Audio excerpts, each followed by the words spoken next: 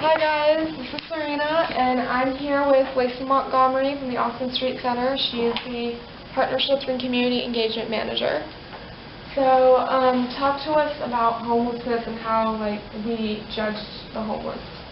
Yeah, so, in my own personal experience, I do spend the majority of my life and of my days here in an emergency shelter for adult men and women experiencing homelessness. But part of what I find just typically with just the general is that they're on the street is just lazy or addicted or mentally ill, and it's just not the truth. There are 411 different people who stay at Austin Street Center every single night, and there are 411 different reasons that they are experiencing homelessness. 60% of our folks are living with chronic illness.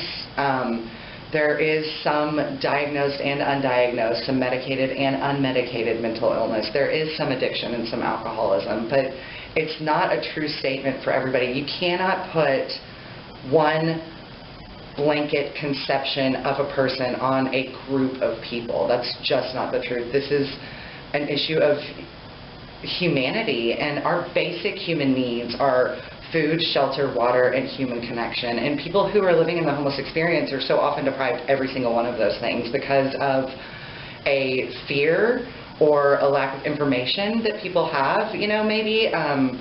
Thinking, if you're anything like me, I used to pull up at the stoplight and see the gentleman on the street corner with the sign, and I knew that I had $5, but I didn't know if giving that $5 to that person was going to enable a certain behavior. So then I got super guilty, and then I made a lot of judgments and assumptions, and then my mind goes crazy, and then I ignore that person and pretend like I'm on my phone because I'm scared or I don't know if I'm going to help or hurt them, when in reality all that's doing is depriving people of human connection. So there's a lot, the people here who spend their nights, their time here at Austin Street are broken and trying and beautiful souls. And, if we're all honest with ourselves, we're all broken and trying and just doing life. And there's a whole lot of beauty and compassion and children and parents and grandparents who stay here. We're all someone's child, right? So I think that that's kind of the reality, but we all make assumptions about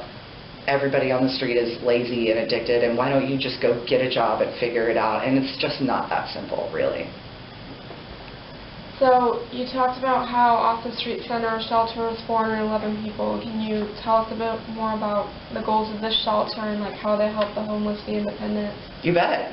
So yes, about 411 adult men and women seek shelter here every night. We serve men over 45 and women over 18. Those have been identified by some studies and by our board as the most vulnerable folks, the most vulnerable adults who are experiencing homelessness. And Austin Street's goal, our mission as an organization, is to help every individual who comes through our doors end their homeless experience permanently.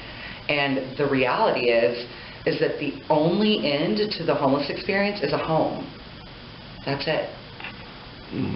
The only end to the homeless experience is a home. And some statistics in Dallas show that affordable housing units in Dallas County have decreased by 85% since the mid-'80s. Another recent statistic that I am aware of is that every $100 increase in apartment rent increases the homeless population by 10 to 15%. $100 increase in apartment rent displaces that many more people. So our goal, we have an amazing case management team and an amazing director of programs, and our goal is to help people in their homeless experience, and we do that a number of different ways. We do that with diversion tactics. So we're now really focused on diversion, which is where if someone comes to us and has another option, to get them diverted from the shelter, to get them not in the cycle of homelessness. Because once you get into the cycle, really, of anything, it is just that. It can be cyclical. It can be a cycle. So to help people, if, for example, we had a 20-year-old female who was dropped off here at the shelter by her father a couple of weeks ago, and our diversion specialist worked with her and said, let's not have you stay here. How can we reunify you with your parents, with your family, so that you aren't in the homeless experience for the first time? We work with people for family reunification, if that's a good thing, if that's a beneficial thing. We work with people to help them. We've got our education and employment program to help people identify and then overcome barriers to employment if they're able and willing. A lot of our guests, I mentioned earlier that 60% of our people are living with chronic illness. There's also physical disability and mental disability that exists within the folks who stay here with us at Austin Street. Some of our folks are past the point in life where they can up and go get a job, but if people are able and willing, we want to work with people through our worker volunteer program to help them develop up some soft skills that then could translate into a job outside of the shelter. Our employment and education manager develops relationships with a lot of really great organizations throughout the city who will give second chance jobs, right? So to folks who maybe have a criminal background or who have found themselves in the homeless experience, who have difficulty with transportation. And then our case management staff also works with our folks to just develop up some life skills, because if you've spent time on the street in an extended period of time, it's likely that those just really basic life skills aren't really in the forefront of your mind, because this is a crisis experience. The homeless experience is a crisis experience. So your whole cellular being is spent every day wondering, where am I going to sleep tonight? Is it going to be safe? So you're preoccupied with all of that, which is back to why I said the only end to homelessness is a home. But getting there looks a lot of different ways. So we work with the voucher system in the city to help people get a voucher. We work with our guests to help people get government-issued IDs. You need a government-issued ID for housing or for a job. We work with folks, too, in the aftercare side. So once folks get out of the structure of the shelter and into their own housing, back to those life skills, right? So, yes, we do have to show up at work on time if we're working every day. If that means that I have to get and navigate the bus system 2 hours earlier, then that's what that means. I do have to pay my rent every single day. If I have a landlord who is, kind of messing me around with my rent or, with extra payment or something, kind of how to navigate those spaces. Anger management and de-escalation. We have got a lot of really skilled people on our staff who work really closely with our guests to reintegrate back into just daily life. We also have substance abuse and alcoholism programs, different 12-step programs who come in and help our folks to start to overcome those types of difficulties and diseases if they're able and willing. So you teach all of these skills. Did you ever give jobs over here to some of the homeless? That's an excellent question. So do we ever give jobs to some of the homeless? We don't employ people straight here, as the organization. We don't employ people straight off the floor. What we do have, I mentioned earlier, is our workers volunteer program. So we are emergency shelter. That if probably not you because you're not 18, but if I find myself without a place to stay tonight, if I come and get in our line before our women's intake process begins at 2 o'clock, it is highly likely that I will be able to find a cot here tonight, because we are emergency shelter, which means that we have 300 or so available cots every single day for men and women. Now, I mentioned we sleep about 411 folks every day, so the rest of those cots are program cots. They are reserved cots. And one of those programs is our worker volunteer program, where folks will volunteer up to 20 hours per week here in the shelter in exchange for a reserved cot. So again, that is folks who are helping out in our kitchen, for example, or helping out with some of just the daily cleanup, cleaning the cots that our guests sleep on. You'll notice, I'm sure you've noticed when you've been in the shelter, that it's really a fairly clean space, considering there are over 800 feet in and out of this place every single day. What's been really cool for me to see about this is watching folks who had not a whole lot of self-worth and really no responsibility, and then you give people some responsibility and their self-worth is restored and their dignity is restored, and they really latch on to these jobs, if you will, these volunteer positions that they're doing. Really cool to, when people do participate in this volunteer workers program, to watch those soft skills develop. And then, we as an organization are so happy to write letters of recommendation for folks who then transition into a job outside of the shelter. I think I also mentioned, because I think that the topic of the question is jobs, our education and employment programs. So for example, we have a great relationship with G6 Hospitality, where folks will, if you've ever eaten at Mi Casina, a lot of the folks who maybe are washing your dishes when you eat at Mi Casina are guests who stay here at Austin Street. We've got some folks who work in the Del Monte factory, for example.